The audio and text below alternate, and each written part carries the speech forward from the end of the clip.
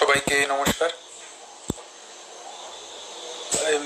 আজ যে বিষয়টি নিয়ে ভিডিওটি বানাবো সেটা আসলে অনেক আগেই বানানো উচিত ছিল, কিন্তু জাস্ট এটা দেখবার জন্য যে বর্তমানে মানুষের নৈতিকতা বোধ কতটুকু রয়েছে সেটা জাস্ট একটু চেক করার জন্য এই ভিডিওটি দেরিতেই বানাচ্ছি। আজ ভিডিওটি হয়তো একটু লেংথে বড় হবে, কারণ অনেকগুলি বিষয়ে বলবার আছে। তো বিষয়টি অন্য কিছু নয়, যে বেশ কয়েকদিন আগে আমাদের রাজ্যে এসে বহিরাজ্যের একজন স্বঘোষিত নেতা, যিনি নিজেকে বাঙালি নেতা হিসেবে উনি নিজেকে বেশ সব জায়গাতেই উনি নিজেকে একটা বাঙালি লিডার, বাঙালির সর্দার হিসেবে উনি নিজেকে প্রতিষ্ঠিত করার চেষ্টা চালিয়ে যাচ্ছেন। তো উনি এসে আমাদের রাজ্যে অনেক ধরনের কথাবার্তা বলেছেন, সাম্প্রদায়িক সুশ্রী দেওয়ার চেষ্টা করছেন। হতে পারে আজ আমাদের রাজ্য গণতান্ত্রিক প্রক্রিয়া চলছে, কিন্তু একসময় তো এই রাজ্য রাজতন্ত্র ছিল। আজও তো রাজতন্ত্র নেই, কিন্তু রাজতন্ত্রের উত্তরাধিকারী নিশ্চয়ই আমাদের রাজ্যে রয়েছেন। হয়তো উনি রাজ্যের মুখ্যমন্ত্রী নন, কিন্তু তারপরও উনি মুখ্যমন্ত্রী থেকে কোনো অংশে কম নন। উনি আমাদের রাজ্যের রাজা, এবং সম্পূর্ণ প্রক্রিয়া অনুযায়ী উনি আমাদের রাজ্যে রাজা হয়েছেন। উনাকে মুকুটহীন রাজা বলে বারবার বেশ কয়েকবার হার্ট করার চেষ্টা হয়েছে। উনাকে আমরা যারা রাজ্যের সম্মান করি, আমাদের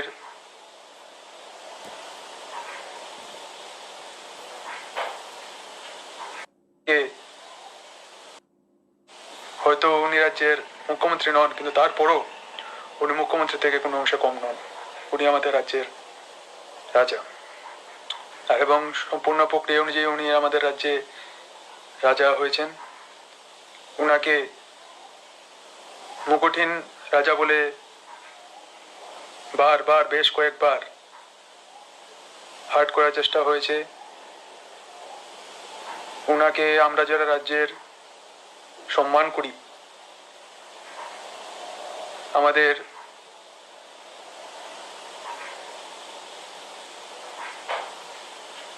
মুখ্য রাজা হিসেবে আমরা ওনাকে বিচার করি। ওনার কে মুকুটহীন রাজা বলে বারবার একটা সেন্টিমেন্টাল ড্র করার চেষ্টা হয়েছে। যেই করেছে বা যারা করেছে সেগুলো খুবই নিন্দনীয়। তো এসব বলবো, তো প্রথমেই সেই প্রক্রিয়াকে বলবো যে বাঙালি কোনো সময়ই যে প্রকৃত বাঙালি কোনো সময়ই বাঙালি স্থানের দাবি করে না। ইতিহাসটা তুলে ধরুন, বাঙালি সবসময় হিন্দুস্তানের কথা বলেছে, ভারতবর্ষের কথা বলেছে। হোক মাস্টারদা সূর্য সেন থেকে শুরু করে ক্ষুদিরাম বসুজি, ডক্টর বিধানচন্দ্র রায় থেকে শুরু করে নেতাজি সুভাষচন্দ্র বসু, সবাই গোটা ভারতবর্ষের কথা বলেছেন, গোটা ভারতবর্ষের জন্য লড়াই করেছেন। বাঙালিস্তানের কথা কোনোদিনও বলেনি। আর যদি আমি স্পেসিফিক বাঙালির কথাই বলি, তো ওনারা বাঙালিদের লিডার হবেন যারা এক রাজ্যে থেকে এসে, বাঙালির ইতিহাসে নেই, বাঙালি কোনোদিন সাম্প্রদায়িক রাজনীতি করে না। বাঙালি কোনোদিন অন্য রাজ্যে গিয়ে বা কোনো রাজ্যের বা নিজ রাজ্যের কোনো সেন্টিমেন্টকে হার্ট করার কোনো সময় চেষ্টা করে না। যারা বাঙালি জাতির স্বঘোষিত নেতা হিসেবে এসব করছেন, এক রাজ্য থেকে আরেক রাজ্যে এসে ওই রাজ্যের রাজবংশকে তুলে মুকুটহীন রাজা বলছেন, সাম্প্রদায়িক সুশ্রী দিচ্ছেন, ঘোর নিন্দনীয়, মেরুদণ্ডহীন প্রক্রিয়া। এসব এরা বাঙালি নামের কলঙ্ক,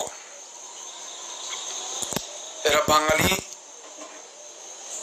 সম্প্রদায়কে কলঙ্কিত করার জন্য এসব করছে। দ্বিতীয়ত, ত্রিপুরাতে বাঙালির ইতিহাস নব্য নয়, 40-50 বছর নয়, কয়েকশো বছর ধরে ত্রিপুরাতে বাঙালি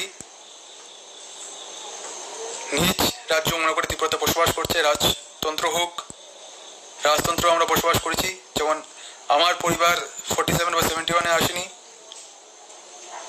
প্রায় 100 বছরের উপর আমরা ত্রিপুরা রাজ্যে বসবাস করছি। আমাদের কোনোদিনও ত্রিপুরা রাজ্যে কোনো সমস্যাই হয়নি। ত্রিপুরা রাজ্যে আমার জন্ম, ত্রিপুরা রাজ্যে একদিন আমার শেষ অংশটুকু মিশে যাবে ত্রিপুরা রাজ্যের এই মাটিতে।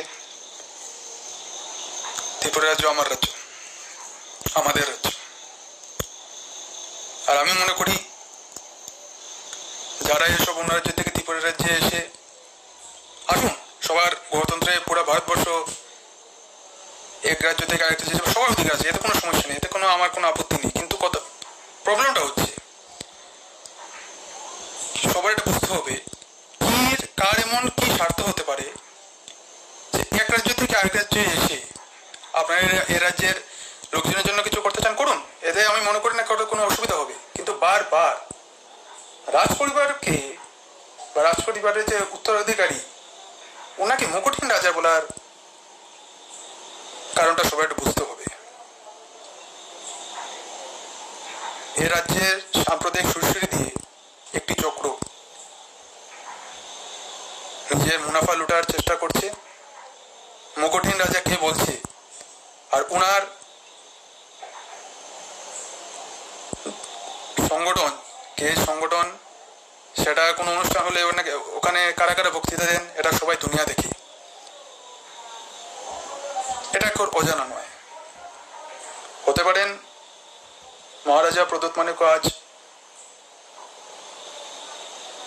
কংগ্রেস পার্টিতে নেই, উনি দূরে চলে গেছেন পার্টি থেকে, কিন্তু এই জন্যে ওনাকে কেউ অপমান করবে সেটা গ্রহণযোগ্য নয়। কারণ এটলিস্ট আমি যদি রাজনীতিটা সরিয়েও দিই, তারপরেও হোক গণতন্ত্র, তারপরেও তো উনি সমস্ত নিয়ম মেনে রাজ্যের রাজা হিসেবে অভিষেক করেছেন। হতে পারে আজ রাজতন্ত্র নেই, গণতন্ত্র, কিন্তু তারপরও আমি আশা করেছিলাম যে ওনাকে যে বারবার মুকুটহীন রাজা বলা হয়েছে, এ রাজ্যের মানুষ জাতি ধর্ম নির্বিশেষে, পার্টি পলিটিক্স নির্বিশেষে, আমি আশা করেছিলাম যে এ রাজ্যের মানুষ এর বিরুদ্ধে সোচ্চার হবে। এটলিস্ট ওনাকে যে বারবার মুকুটহীন রাজা বলে অপমান করা হয়েছে সেটার বিরুদ্ধে সোচ্চার হবে। খুব কম মানুষ এটার বিরুদ্ধে সোচ্চার হয়েছে। আমি আসলে রিয়েলি আমার মনে দুঃখ লেগেছে যে এই জিনিসটা ঠিক হয়নি। আর যারা ওনাকে বারবার মুকুটহীন রাজা বলেন বা একটি সম্প্রদায়ের নেতা বলে ওনাকে উল্লেখ করেন, আমি এটাই বলবো যে ওনার সাথে আমার বেশ কাজ করার অভিজ্ঞতা রয়েছে। উনি কোনোদিনই জাতপাতের রাজনীতি করেন না, উনি সমগ্র ত্রিপুরাবাসীর কথা বলেন। যখন লোকসভা নির্বাচনের পর শাসক দলের দ্বারা বিরোধী দলের উপর সন্ত্রাসী হামলা হয়েছিল, তখন উনি জাতপাত নির্বিশেষে সবার জন্য উনি লড়াই করেছিলেন। সুপ্রিম কোর্টে পিটিশন ফাইল করেছিলেন যে ইলেকশন কমিশন যাতে সবার জন্য কম্পেনসেশন দেয়। তখন তো ওই স্বঘোষিত বাঙালি নেতা তো ত্রিপুরা রাজ্যে আসেননি, এসে কিছু বলেননি। তখন উনি কোথায় ছিলেন? এছাড়া কি বলবো, অনেক কিছু বলার আছে। এটলিস্ট আমি আশা করেছিলাম যে রাজ্যের মানুষ যে বারবার মহারাজা প্রদত্ত মানিক্যজিকে যে মুকুটহীন রাজা বলে অপমান করা হয়েছিল এর বিরুদ্ধে সোচ্চার হবে, কিন্তু সেরকম হয়নি। আমি আশা করছিলাম সমগ্র মানুষ এক হয়ে হবে। কারণ এটলিস্ট উনি তো পুরো, আজ যদি একবার ভাবুন, আজ যদি রাজতন্ত্র থাকতো তাহলে ওনার